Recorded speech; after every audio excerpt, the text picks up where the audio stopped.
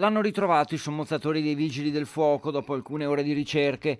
Il corpo di Ahmed, il quindicenne scomparso da casa 4 giorni fa, era a 7 metri di profondità nel fiume Brenta e il ritrovamento del telefono del ragazzo è stato decisivo.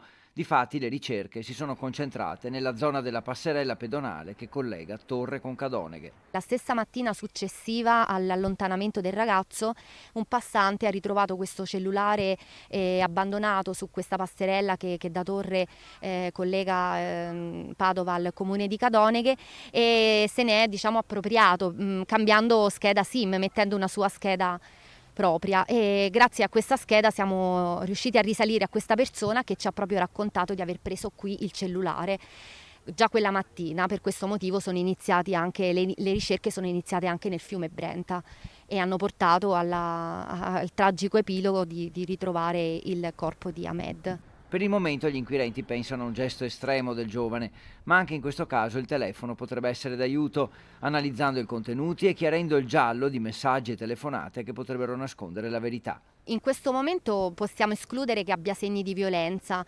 Da un primo controllo che è stato fatto anche da parte del medico legale, Di certo verrà eseguita l'autopsia sul corpo di Ahmed, nella speranza di capire cosa possa essere accaduto nei momenti precedenti alla morte, quasi sicuramente arrivata per annegamento. l'autorità giudiziaria ha disposto l'autopsia e quindi arriveranno queste certezze sicuramente con l'autopsia. Tutte le piste sono aperte per il momento. Quasi tutte, perché escludendo verosimilmente questi segni di violenza si è più portati a pensare al gesto estremo deciso dal ragazzo.